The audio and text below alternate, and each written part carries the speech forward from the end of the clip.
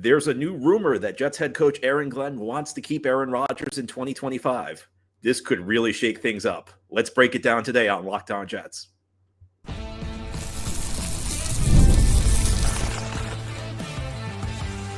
You are Locked On Jets, your daily New York Jets podcast. Part of the Locked On Podcast Network, your team every day. Welcome. This is the Locked On Jets podcast, part of the Locked On Podcast Network, your team every day. It's Friday, January 24th, 2025, and I'm your host, John B. from GangGreenNation.com. Thank you so much for making the show your first listener, first watch every day. A big shout out to you everydayers. This is a daily podcast covering the New York Jets, and today's episode is brought to you by Gametime.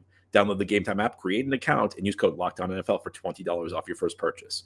Well, the Jets have a new head coach, and he's got a lot of work to do. On today's episode, we're going to talk about how Aaron Glenn needs to manage up, how he needs to manage down. But the Jets also have a big quarterback decision to make this offseason. Will Aaron Rodgers come back? And there is a new big rumor out there from Michael Kay. Michael Kay, you may know him if you're a Yankees fan, as the Yankees play-by-play voice on Yes Network. He also has a sports talk radio show in New York. And earlier this week, Kay was quoted as saying, "There's been leaks I've heard that whatever they pay Aaron Glenn, he's made it known that he would like to keep Aaron Rodgers." So that is Michael Kay becoming the agent of chaos. And there are people out there who are now asking, well, how would Michael Kay know? He's the Yankees announcer. And it's a fair point, but you have to remember, Michael Kay is not just a Yankees announcer. Michael Kay is a guy who has had a sports radio talk show in New York in some capacity or another for over 2 decades. And his show just changed its format. He changed his time slot. But Michael Kay is a guy who's talks New York sports all the time. I don't think it's unreasonable to think that a guy who's been one of the top sports talk hosts in the city would have some connections with the Jets. But this is just a rumor, and there are lots of crazy rumors flying around the Jets this time of year. There always are, and there are always crazy rumors flying around Aaron Rodgers. Should Aaron Glenn want Aaron Rodgers back? I mean, the answer is pretty simple. It's a no. And I have to be honest with you. This hire of Aaron Glenn has me cautiously optimistic about the Jets' future. Aaron Glenn's never been a head coach before. There are some question marks around him, but there's been a lot of good on his resume. And if Aaron Glenn wants Aaron Rodgers back, I'm going to start questioning Aaron Glenn's vision for the team, because quarterback is something that can make or break you as a head coach. And I understand why you'd want Aaron Rodgers a couple of years ago, but the current version of Aaron Rodgers just is not very good. And this is something that I think gets lost in the discussion. There's talk about Rodgers being a distraction, which I think is true to some extent. There's talk about the financials, which are important. We'll get to them in a bit. But there's an underlying issue here that doesn't get discussed as much. And that's just that, Aaron Rodgers is not playing at a high level anymore. He was not an elite quarterback by any stretch of the imagination this year. His statistics really were not that good. It's outside of, touchdown. I mean, he threw a lot of touchdowns, but other than that, a very inefficient quarterback this past season. And he's been trending down consistently from 2020. So in 2020, he won the MVP. 2021, he won the MVP again. It wasn't quite as good as 2020. Then 2022, things just kind of regressed for him. 2023, he missed the season due to an injury. 2024, he really wasn't that great of a quarterback. You look statistically, I mentioned this a few days ago, there wasn't that much of a difference between Aaron Rodgers' production and the production of Russell Wilson or Kirk Cousins, guys who are not locks to return to their team next season, guys whose fan bases don't want them gone. But for whatever reason, Aaron Rodgers, I think this is true a lot in the national media, there's this reluctance to say the truth, which is that he's just not playing at a very high level anymore. And the most charitable argument I can come up with for Rodgers, and I've heard a couple people make this argument, is, well, maybe he was playing hurt through much of the season. But the counter to that is, well, that was the excuse people gave in 2022. He was playing hurt. That's why he didn't produce for the Packers. In 2023, of course, he missed the full season, -4 plays due to injury. If he was injured again in 2024, well, that means he hasn't been healthy in 3 years. And do we think that that's going to change at 41 years of age, turning 42 during the next season? And again, the downward trends. He's been trending downward since 2020. Do we think that trend is going to change heading into his age 41 and age 42 season? I just think that that's a lot to ask. And I think the other thing is like the goalposts have slowly shifted with Aaron Rodgers, because a year ago and 2 years ago, all the talk was like Aaron Rodgers is going to fix everything that's wrong with this team. It doesn't matter if there are any issues; they have Aaron Rodgers. And it's like subtly shifted, and it's been so subtle that you may not have noticed it. That the discussion now is we have to put the right pieces around Aaron Rodgers. Now, in fairness, that's what people should have been saying a year ago, 2 years ago, because the Jets, I don't think, were very realistic in what they thought Rodgers could bring to the table. But you're talking about a guy who's really in decline, a guy who's not going to be your long-term quarterback. And then you can get into the financials where you're adding another $37.5 million to your tab. And that will bring the price, if he retires after 2025, up to a dead money hit in 2026. In 2020, if Rodgers plays one more season, the Jets have a dead money hit of over 60. That's 60, over $60 million in 2026. That's the kind of thing that stands in the way of you building your team. And, is Devante Adams coming back on his ridiculous contract? And the Jets deserve all the scorn they get for putting themselves in the situation with Devante Adams, because they gave up, first of all, they gave up a premium draft pick, a third-round pick. They took on the entire contract. They didn't even make the Raiders eat any of the contract. And then they didn't renegotiate it. They let Adams come here without renegotiating, which gives Adams all of the leverage. Well, Devante Adams is probably coming back if Aaron Rodgers is. So we're going to have this show again. And then you have the dynamics with Garrett Wilson, because we know Garrett Wilson was unhappy because, look, you could see late in the season, Rodgers was funneling the ball to Adams. Late in the season, Rodgers was trying to pad Adams' statistical output. I don't think that's it may be a controversial statement, but I don't think it's a false statement. There were moments, especially the last couple of games, where Rodgers wasn't looking for the open receiver, especially when the Jets were in the red zone. He was trying to throw a touchdown pass to Adams. And Garrett Wilson, there's been a lot of rumblings that Garrett Wilson is not particularly happy. And then we can go to that, the issue of distractions that we discussed before. Now, when Aaron Rodgers was in his prime, any distractions were worth it, because that's just the way it is. You are allowed to be a distraction if you're a great player. If you're a Hall of Fame player, then it's fine if you create distractions. But if you're like a mid to below average starter, do you really want that guy going on the Pat McAfee show every week, creating headlines nonstop about your football team? And I think that as long as Aaron Rodgers is here, the Jets are going to be Aaron Rodgers' team. This is not a guy who's going to fade into the background. The Jets now need to be Aaron Glenn's team. They need Aaron Glenn to be the driving force. And Aaron Glenn can't be the driving force if Aaron Rodgers is here. So my hope is that Aaron Glenn doesn't really view it this way. And if he does, then maybe there's some context where he understands that the Jets can't bring Rodgers back for the other issues that I mentioned. And it's just a rumor. So, I don't want to create panic. I don't want to create alarm, but this has been moving through the fan base the last couple of days. So I felt like it needed to be addressed. Michael Kay, does he know what he's talking about? I guess we'll find out in the next couple of weeks, and maybe the next couple of months. It'll be worth watching, but the thing is, I don't really see any scenario where it makes sense for the New York Jets to have Aaron Rodgers as their starting quarterback in 2025. Now, here on the Locked On Jets podcast, it's going to make sense for the Jets to hire an offensive coordinator. And there's a name that's entered the discussion. There's a new rumored name as a potential offensive coordinator that has me very excited. I'll tell you who that candidate is and why I'm excited about him as we continue here on this Friday edition of Locked On Jets. Today's episode of Locked On Jets is brought to you by PrizePicks. It's playoff time, and if you're like me, you want to make the most of these final weeks of football action, and that's where PrizePicks comes in. If you love football and want a chance to win real money while watching the games, PrizePicks is the place for you. It's the best way to turn your sports opinions into cash with daily fantasy player projections. With PrizePicks, you simply pick more or less on player stats like total passing yards or rushing touchdowns, and for a shot to win up to 1,000 times your money. You can make your picks in less than 60 seconds. And whether you're looking for a flex play to boost your payout or want to cash out quickly, PrizePicks has got you covered. And with over 10 million members and billions of winnings, it's clear people are loving this platform. And here's a special offer for Locked On NFL listeners. Download the app today and use code LOCKEDONNFL to get $50 instantly after you play your first $5 lineup at PrizePicks. Again, download the app today and use code LOCKEDONNFL. It's one word with no space, LOCKEDONNFL, to get $50 instantly after you play your first $5 lineup. PrizePicks, run your game. Thank you so much for making Locked On Jets your first listen or first watch every day. A big shout out to you every day, as this is a daily podcast covering the New York Jets with new episodes each day through the week, Monday through Friday. Let's talk about Aaron Glenn's coaching staff. by far and away, the most important hire he will make on that coaching staff is the offensive coordinator job. And the reason for that is, of course, Glenn is a coach from a defensive background.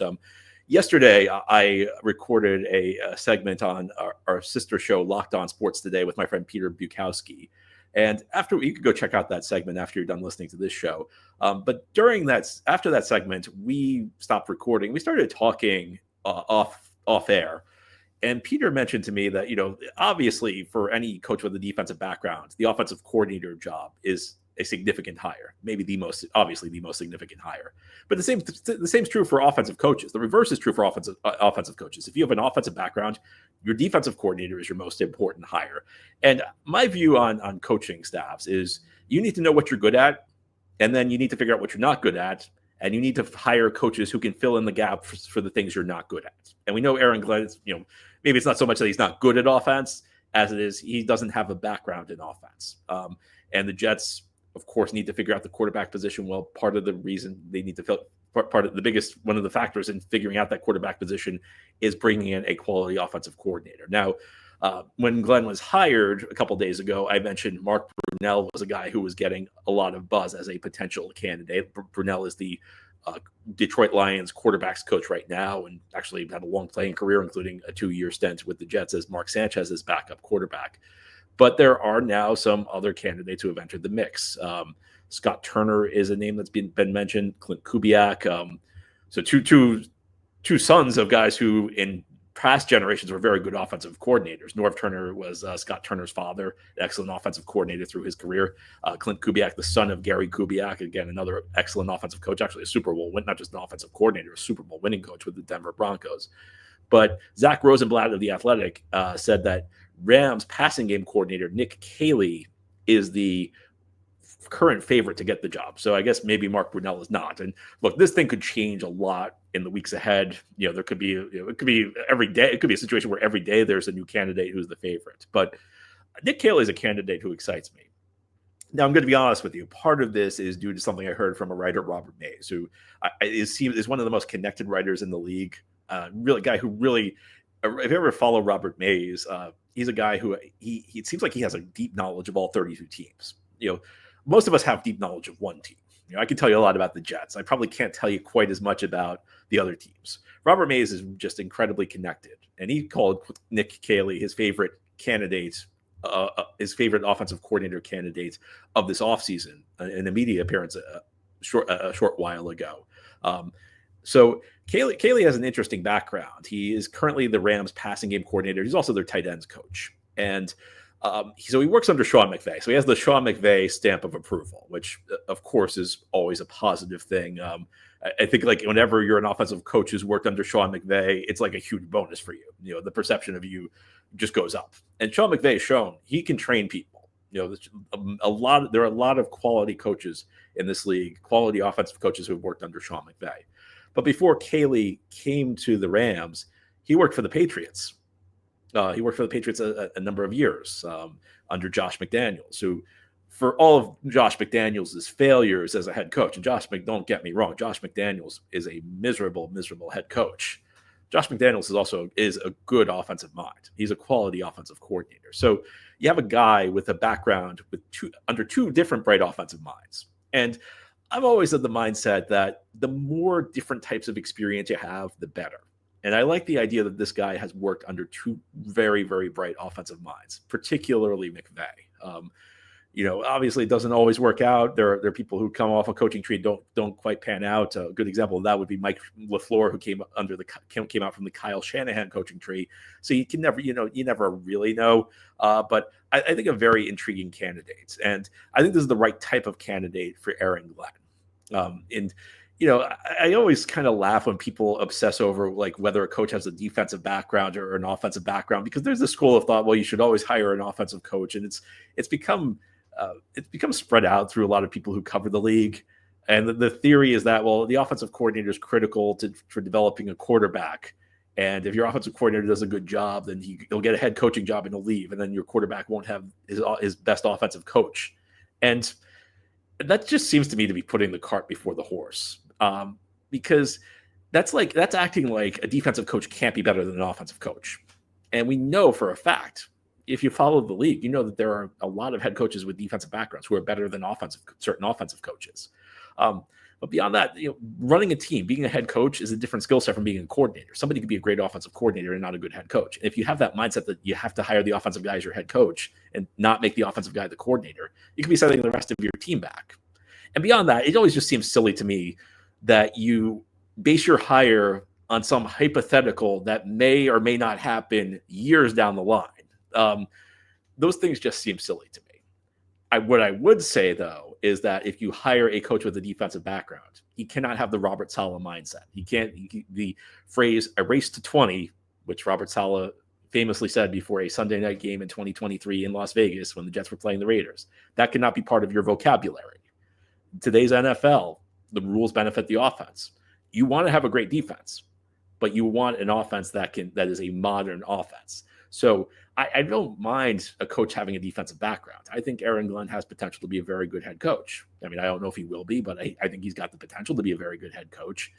But part of making good on that potential is hiring the right offensive coach, hiring somebody who runs a modern offense, a cutting-edge offense. And Nick Caley, having learned under Sean McVay, I mean, Sean McVay is viewed as one of the best offensive architects in the NFL. Again, doesn't automatically mean Caley's going to be quite as good, but I think it's a very promising thing. I think that the fact that, and just from what Robert Mays said about the stuff that behind the scenes that we don't see, Robert Mays is kind of like one of my go-to guys because we don't really see what's happening behind the scenes. We don't see like who are really the bright coaches, as far as assistants go. So there's certain media members who just like know who those guys are, and it seems like Caley is one of them. So that's an exciting turn for this. And I like the idea of Aaron Glenn getting the young offensive mind, maybe try and find the next great offensive mind. Of course, Robert Saleh tried that with Mike LaFleur. It didn't work, but it can work. And when it works big. So I think that this is the right type of, the best thing I can say is this is the right type of candidate Aaron Glenn should be looking for. Aaron Glenn should be looking for the next cutting edge offensive mind. And if you can find that, it's a big deal for the Jets, and it could help them turn this thing around sooner rather than later. And of course, when you're the head coach, you take on new responsibilities. You're in charge of the full offense now, or Aaron Glenn supervising everybody. So managing down is a critical part of the head coaching job. But so is managing up. Ahead here on the Locked On Jets podcast, we're going to talk about a critical task Aaron Glenn needs to do in order to succeed as the next Jets head coach. It's a task his predecessor did not handle so well. It's critical. Let's break it down as we continue here on this Friday edition of Locked On Jets. Today's episode of Locked On Jets is brought to you by Gametime. I love going to live events, whether it's sports, music, theater, or comedy. And one of my favorite memories was going to a Jets game in 2024. It was the Sunday after Thanksgiving against the Seattle Seahawks. The Jets lost, but it was still a lot of fun. Well, now Gametime has made it even easier to get tickets for your favorite events with their new feature, Gametime Picks. This feature filters out the fluff to show you only incredible deals on great seats, so you don't have to waste time searching through thousands of tickets. Gametime is my favorite app to use when I'm buying tickets. I use it all the time. A couple things I like about Gametime, they have all-in pricing. So, sometimes you buy tickets and then there's these hidden fees you only find out about at checkout. That doesn't happen with Gametime. They have all-in pricing, so you know exactly what you're going to pay before you buy. And they also have the view from your seat. They have a picture of what it's going to look like from your seat, so no surprises when you get to your venue. Take the guesswork out of buying tickets with Gametime. Download the Gametime app, create an account, and use code LOCKEDONNFL for $20 off your first purchase. Terms apply. Again, create an account and redeem code LOCKEDONNFL for $20 off. Download Gametime today. What time is it? Gametime. This episode of Locked On Jets is also brought to you by LinkedIn. Growing your small business in 2025 comes down to how well you can hire. And let's face it, the better hires start with smarter insights. And that's where LinkedIn comes in. With the strongest hiring data available, LinkedIn helps you identify the right candidates, giving you the confidence to make the best decisions for your business. LinkedIn, it's just the way to go. Small businesses are wearing a lot of hats, so every hire is crucial. LinkedIn gets that. That's why they connect you with the best candidates using data you won't find anywhere else. From unique skills and interests to the connections you share, LinkedIn helps you find the right person for the job. In fact, 72% of small businesses say LinkedIn has helped them find high-quality candidates. We just mentioned Aaron Glenn's looking for a new offensive coordinator. Maybe LinkedIn's the place he should go. Hire smarter this year and find your next great hire on LinkedIn. Post your job for free at linkedin.com/LockedOnNFL. That's linkedin.com/LockedOnNFL to post your job for free. Terms and conditions apply. This is the Locked On Jets podcast here on this Friday. We've been talking about Aaron Glenn a lot over the last couple of days because he is the new Jets head coach. Glenn takes over for Jeff Ulbrich, who took over for Robert Saleh. Glenn has a lot of jobs in front of him. And as I just mentioned in the last segment, one of his most critical jobs is hiring a good offensive coordinator. And to me, that's more important than Glenn hiring a great defensive coordinator, because Glenn comes from a defensive background. So I always think the side of the ball you don't come from as a head coach, that's a critical hire. Aaron Glenn has all these new management responsibilities. He has to supervise people. But part of Glenn's job is also what's known as managing up. And that means managing the owner, Woody Johnson. And if you've been watching the Jets, I probably don't need to tell you that Woody's been a bit of an issue. And when you talk about the failures of Joe Douglas and Robert Saleh, I think the biggest one was simply managing up, because Woody was allowed to take complete control of his organization. He was allowed to leave his imprint on whatever they did. And when Woody gets involved, when Woody decides to do something, it's usually the wrong decision. Woody doesn't, there was a great quote that I saw the other day from an anonymous NFL executive. I know it's an anonymous NFL executive. This one's up there with Woody saying thinking is overrated. That anonymous NFL executive, I can't remember who put it, said Woody's incapable of making a good decision. And that just seems accurate. And, it's always difficult to know what was going on behind the scenes, but there's been enough reporting that suggests that, Joe Douglas and Robert Saleh did not do a great job dealing with Woody. And look, at some point, the boss just takes control. At some point, the boss has the power. So, you can't always control the boss. But it almost felt to me like Joe Douglas and Robert Saleh just quit trying. Once Woody 2 years ago, once Woody took the wheel, it was almost like they didn't care anymore. And that was especially true of Douglas. I mean, you read some of the stuff that was going on with him. It's almost like he quit on the team. It's not even clear he was the GM late in the season. After it wasn't even clear he was the GM for most of this season. I mean, he wasn't involved in the decision to fire the head coach. Wasn't really involved in the decision to trade for Devante. It seemed like he was just like, to the extent he was involved, he was just taking order from Woody, and didn't seem like there was a lot of pushback. And that just can't happen. If the Jets are going to be successful, and this is the biggest fear, is that, no matter how good of a coach the Jets hire, no matter how good of a GM they hire, nothing's going to work if Woody Johnson takes control again. And I've heard people argue, well, Woody gives his guys a couple of years before stepping in. I don't agree with that. I don't think Woody has any sort of philosophy. I really don't. I think he just steps in at very random points. I think a lot of it depends on just who he's listening to, because he listens to like these random outside voices. And those random outside voices are not people you should put stock in. The article came out that he was listening to the advice of his son. His sons were taking from Twitter. I mean, that's believable because he just takes advice from the most random people, people who aren't really qualified to make football decisions. And one of the things you'll learn, if you work in really any situation, managing your boss and figuring out how to short circuit his bad ideas is one of the most important tools you have to be a successful employee. And that doesn't mean, you be rude to your boss. It doesn't mean you be disrespectful. It doesn't mean you get in your boss and scream at him and say, you don't know what you're talking about. But you have to figure out a way. You have to figure out a communication method to make your boss see the error of his ways. Now, this is going to be a real challenge, because while I'm critical of the job Robert Saleh and Joe Douglas did in this regard, I also must acknowledge it's entirely possible that nobody could have successfully navigated that situation.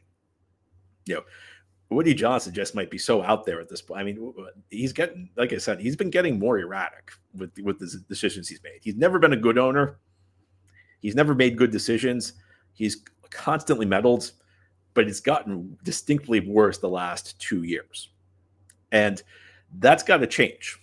If the Jets are ever going to be successful again, if the Jets are ever going to end this playoff drought, which is up to 14 years now, there need to be good football people in charge. Like, part of the problem is that Woody doesn't hire the right people to begin with. But then on top of not hiring the right people, he goes out of his way to undermine them. But again, sometimes, like, some of this stuff is on them. Again, you read some of the stuff that came out about Joe Douglas, it was like he didn't care anymore. It was like he just couldn't wait to get fired. And Robert Saleh, I mean, we heard the reports of him last year complaining that, he couldn't possibly win with a backup quarterback. And there were stories of Robert Saleh doing research on the records other coaches had with their backup quarterbacks to make excuses. That's the kind of stuff that just won't work. Aaron Glenn's a coach with promise. Promise doesn't always mean you succeed. We know that. But the biggest thing that could short circuit the promise is not being able to communicate with Woody Johnson effectively, and not being able to put obstacles when Woody Johnson gets impulsive. Now, one of the big advantages Glenn has, and this is one of the big reasons I'm excited about the hire, it's not that Aaron Glenn was a great corner for the Jets, because we know that like there's zero correlation between playing ability and coaching ability. There are guys who are great players, who are great